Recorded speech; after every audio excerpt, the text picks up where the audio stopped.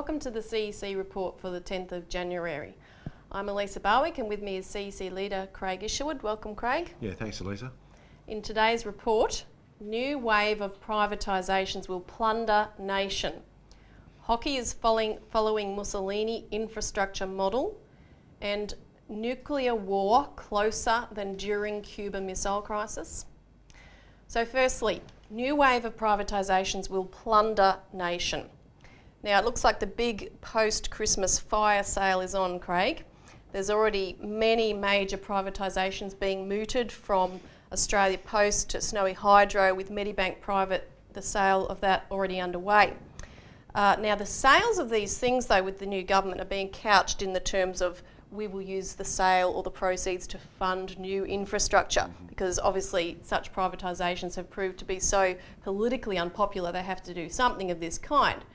However, there's a new, it was set up in November, the government established a Productivity Commission inquiry, which the terms of which were set very clearly when the government put out a release saying that this inquiry will be crucial in identifying how we can lower construction costs and develop a partnership with the private sector to build the infrastructure we need. That's the public PR profile of these things. What they mean is we have this policy of free trade, deregulation and privatisation. We're going to set up a committee. We're going to put the lackeys on it that we want to have push these policies through, and then we're going to come up with the conclusions that we wanted to start with. Exactly, and that was proven with reports over the past week, which went through all of the submissions, which are all calling for this user pays approach. Yes. For example, you had the new Infrastructure Australia report, which said that there's $92 billion or more, which are made up of about 30 different asset sales, including like Snowy Hydro, which could be made very quickly. And it basically says, look, even though governments will lose the incomes and the revenues, they will still be better off. The Office of the National Infrastructure, which is the government infrastructure advisor, said that the government needs to raise more money from tolls to build infrastructure and make returns for investors. The Australian Logistics Council, these are all the submissions to this inquiry. This is the nation's peak transport body, calls for a paradigm shift where people have to accept charges on toll roads, and not just new toll roads, but that the government should levy tolls everywhere that they can. The Business Council, similar reports. Tony Shepherd, who's the head of the government's Slash and Burn Audit Commission, has been singing the exact same tune. And Rod Eddington, or Sir Rod Eddington I should say, when he commented on this whole plethora of reports this week, said, "The private sector brings a focus on efficiency and productivity, which means the assets are better utilised. Very few people would look back on former Premier Jeff Kennett's decision to privatise the electricity assets, for instance, and think that was a bad thing. There is nothing to suggest electricity is more expensive in Victoria." So what do you have to say about that, Craig? I think his wife pays the bills. No, seriously, because look, anyone that's watching this show says you've got to be kidding. What he's trying to do is very sophisticated, in the sense of he's trying to shift the argument. It might be that there is nothing to suggest electricity is more expensive in Victoria, but compared to what? Yeah, New South Wales has a higher rate of electricity, but it's expensive. We have one of the most expensive electricity rates in the world. And I want to preface my remarks by saying, look, you only have to go and look at your own electricity bills if you keep them. Here's one from 2005 where the rate of electricity was 12.97 cents per kilowatt hour. Here's one from the end of last year, 26.58. So more than double. More than double, 120% increase. So what's this guy talking about? Well, what he is, he's typical of these hatchet men that are brought in to these inquiries in order to sell a policy. And in this particular case, you have to go back to what we've talked about a lot, which is LaRouche's triple curve function, where Lyndon LaRouche, back in 1994, laid out a device for people to understand what was taking place in the economy under the new speculative bubble of debt that and speculation that we've seen take place. And if you have a look at his triple curve function, what you see, and what the most important thing, Elisa, is the bottom curve, the physical economic input-output of the economy. See how it's going through the floor? Well, this is the shutdown of the physical economy. We're not producing the amount of goods that we used to across the world, and we see that particularly in Australia, where you see our manufacturing being shipped offshore and so forth. Now, what this means is that the actual real wealth of the economy is no longer there. We're not producing things. So what you've started to see is this cannibalisation of the economy, where large pools of private capital are now coming in and buying into very valuable physical economic infrastructure in order to make a buck, in order to prop up those other two curves. If you go back and have a look at the curve, you'll see that you have this red curve, which is monetary aggregates. This is the quantitative easing, where they're literally pumping money into the economy in order to keep up the financial aggregates, which is the turnover in derivatives and other speculative instruments that we have in the world today, this big, huge debt bubble. So what it means is simply that Australia is being looted blind. Jeff Kennett opened the door to the looters through the CS First Boston Bank and all these different institutions that have come in and literally pitted private shareholder values against what we call the common good. Now, it's the role of governments to look out for the common good of the citizen. This is what we call the general welfare principle, and it's something that's being decimated today as a principle within government. So what you have is today is basically an elected forum in our federal parliament on which both sides are committed to this principle of globalisation, which is the opposite to the principle of the general welfare. Consequently, if you have a look around the world, if there's this think tank that put together a report, it was called the think tank itself was actually promoting green policies, but it's called the CME. That's the name of the think tank. But it put together the fact that Australia has the highest electricity prices in the world if you have a look across all the different countries, and it's quite ironic that you see Canada in there with one of the lowest electricity rates in the world. The United States, of course, which is dependent on nuclear power, right, for a lot of its electricity, but the Canada pension funds are the ones that are coming in buying up our assets. And you'll see that if you have a look at the household electricity price index, you can see that we have, and to this day, as my illustration before of the household electricity bill showed, the greatest rate of increase in electricity prices. So what Rod Eddington was talking about earlier was the biggest pile of crap you could ever want to talk about. What you are seeing is the physical looting of the economy. Now, there's an irony here. The Grattan Institute put out a report saying that there's now a 20% oversupply of infrastructure in the electricity generating industry, and the government has to stop infrastructure development in this area of infrastructure in electricity generation. This is another fraud. The problem we have is the shutdown of the physical economy has meant that we're not using the electricity we need to produce the goods in order to be able to supply our people. Yeah, we're not manufacturing or doing anything with it. Look at the car industry, for example. Yep, Here you have a very intensive manufacturing sector. We're shutting it down. You see that Alcoa, an aluminium manufacturing refining company, is looking at shutting down. Why is the price of electricity is too high? So what you have here is a speculative leech in the sense of these private financial parasitical organisations with the sanction of government coming in and buying up our precious infrastructure. Turn over and have a look at the Snowy Mountain scheme, for example, built by government to supply cheap amounts of electricity to offset the load periods that you have in an economy when more electricity is used at certain periods of the day through the release of hydroelectricity. They're proposing to sell that off. Why? Make a quick buck again. At the end of the day, what happens? You're going to end up with the potentiality, with the collapse of the entire world's monetary and financial system under this bubble, with this infrastructure basically being left to rack and ruin. Yep. So the government's going to be forced to come in and buy it anyway. The solution to this is we have to overturn these policies and go back to the principle that no infrastructure, no vital physical economic infrastructure in water, in power, in medical care and in transportation should be bought up and run by private equity, private interests. A different idea, it's a different policy, it's one that most people don't even recognise these days because you've seen a multi-generational change in the way that people view economics. The problem is that this is all going to come back, as we are seeing.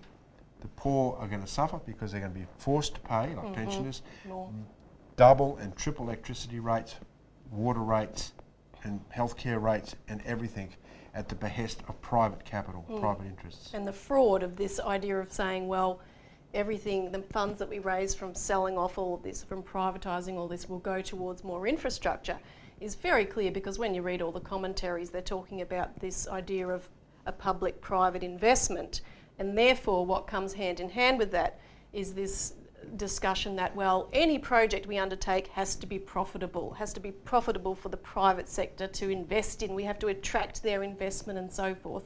So that really shows that this is not about investing for the common good at all. And so what happens is these infrastructure projects aren't themselves profitable, so the government undertakes to make sure they're profitable by guaranteeing taxpayer funds to be able to prop them up. Yes. That's the thing that is not hidden and it's not seen. It's and hidden. giving the government credit ratings so that they can borrow cheaper and like So that, forth. as we saw after the GFC. Why doesn't the government just do it for itself like we used to? Exactly. Well, this is the change that's happened under the monetarist system that we've inherited, one that is not concerned about real physical economic production within the economy.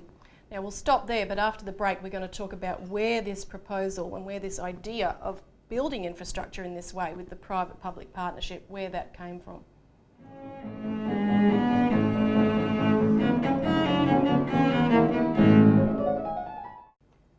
Welcome back to the CEC Report. Hockey is following Mussolini infrastructure model. Now, to preface this segment, remember Hockey's lie when he spoke at JP Morgan in New York last October. He said the state cannot fund its own infrastructure. He said, quote, across the world, both developed and developing, governments on their own cannot deliver all the infrastructure that is required. Well, tell Russia and China that. I mean, they're going flat out developing, huge amounts of infrastructure. China putting a rover on the moon and building the water projects. But yeah, because of this axiom that Hockey displayed, he's insisted that we have to do this using the model, we have to build infrastructure using the model of public-private partnerships, PPPs. Now, what people may not know is that PPPs were actually pioneered by the fascist Mussolini regime in Italy in the 1920s. And the whole purpose of it was to have the public purse assume all of the risk while the private sector was able to rake in the profit. Now, all the national highways that were built under Mussolini were done this way. Basically, the government put in anywhere from 1/3 to 2/3 of the funds and propped up the companies that would have otherwise gone bankrupt building these highways. Often afterwards, you had cases where some of these highways were not profitable enough, they went bankrupt, the state had to step in and take them over again. Now, you might think that this idea of PPPs is just fostering private enterprise, allowing private enterprise to do their job of building the economy, that this is just corporatism. Well, corporatism is fascism. And this is how Mussolini defined fascism in his manifesto called The Doctrine of Fascism.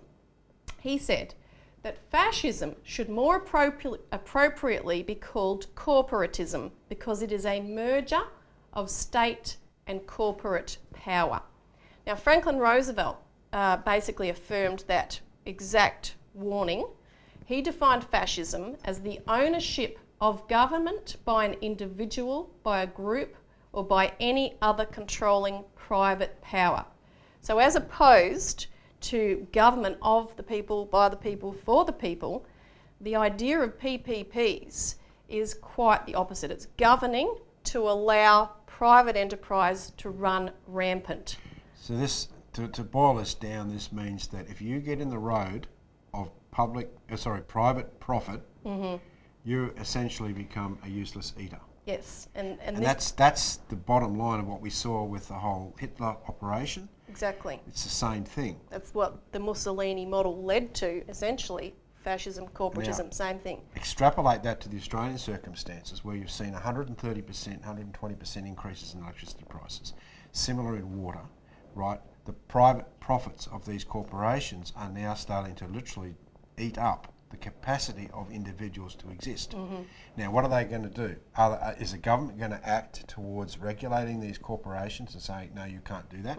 We're going to renationalise you, take you over so that we're not looting the population, not literally killing the population by taking the means of their existence away, for example, money, their incomes, or are we going to allow these companies to continue to do this?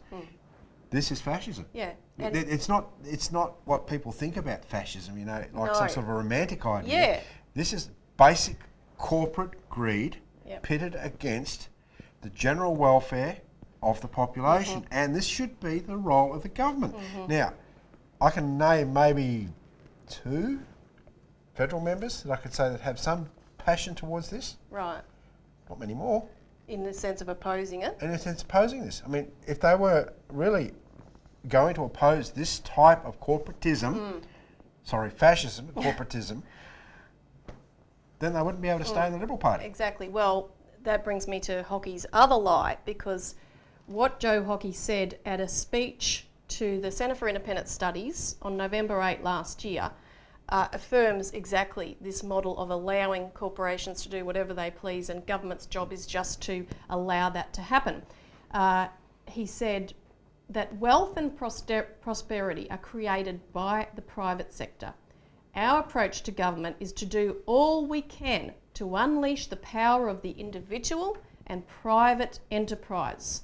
Under the coalition, Canberra must become a facilitator for private sector growth.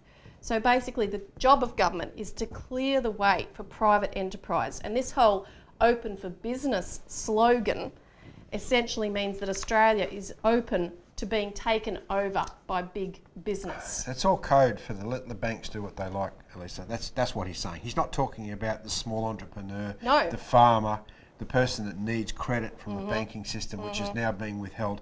He's talking about maintaining the cash flow of the banking system, because he's terrified that the banking system under his watch is going to disintegrate. Yeah. And it is. I mean, because the fact is you've got four too big to fail banks. They're looking at bringing in this bail-in legislation in order to steal people's deposits in order to prop up the banks. We've stated this many times on this program. Look, I mean, if people watch this program regularly, they would have heard me say that the Liberal Party is the bankers' party. This is not a lie. We published a New Citizen back in, I think it was 2002, called the Syndicate New Citizen.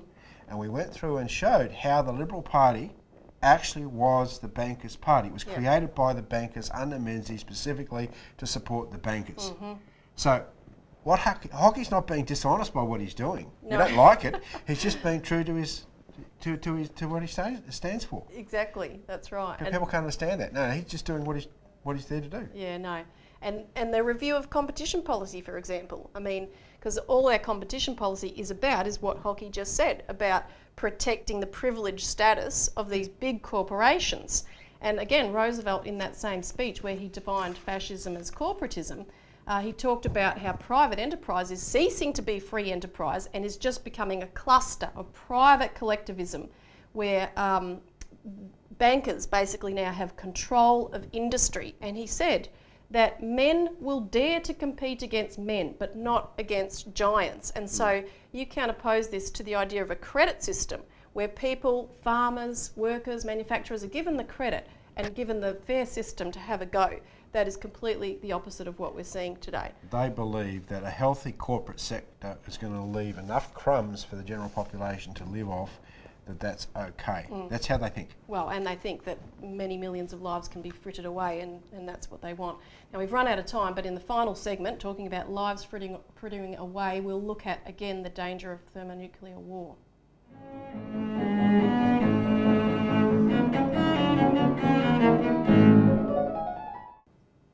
Welcome back to the CEC Report. Finally, nuclear war closer than during Cuba Missile Crisis. Now, on the 2nd of January, the Voice of Russia, which is the state-owned foreign radio broadcaster in Russia, warned that the world is closer today to nuclear war than it was even during the Cuban Missile Crisis at the height of the Cold War.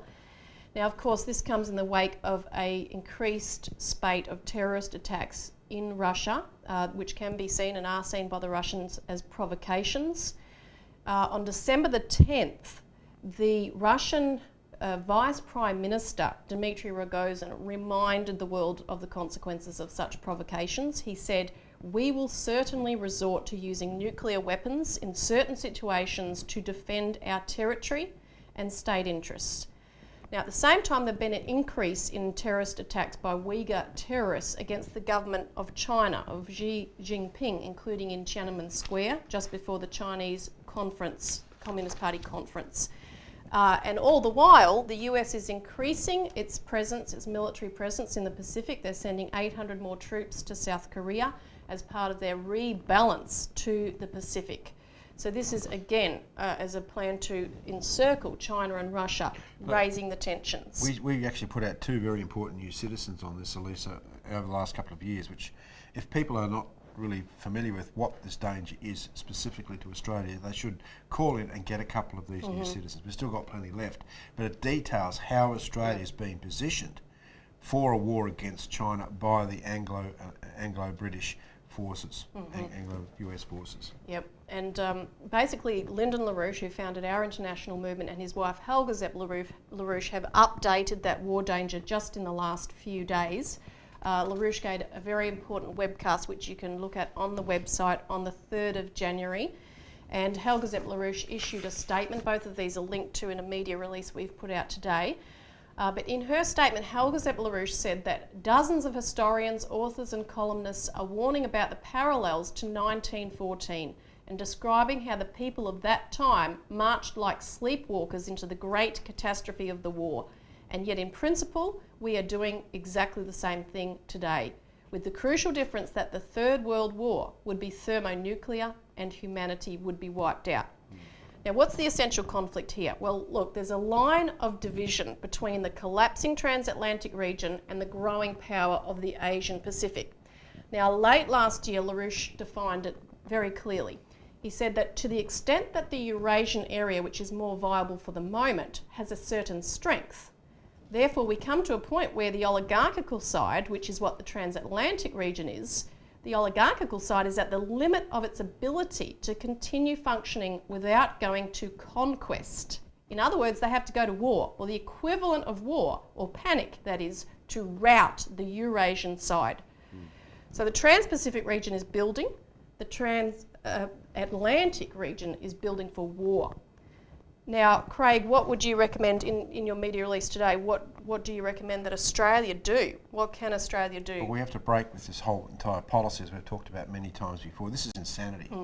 This is a result of the collapsing global financial system centred on the transatlantic region. We know that. We need to go with our closest neighbours, which is in the Trans-Pacific region. We need to collaborate with China and these other countries to go with a Glass-Steagall reorganisation of the banking system and then large-scale infrastructure development projects. And this is the antidote for war. Anything else is going to lead us in the direction of war. And those nations, China and Russia, are proffering that kind of level of cooperation with what China's doing. Russia's President Putin has talked about an alternative Russian pivot towards the Pacific Ocean, which Australia can join in with. So that's what Australia has to do. That's our mission. Now, that's all we have time for this week. Thanks for tuning into the CEC Report. We'll see you again next week.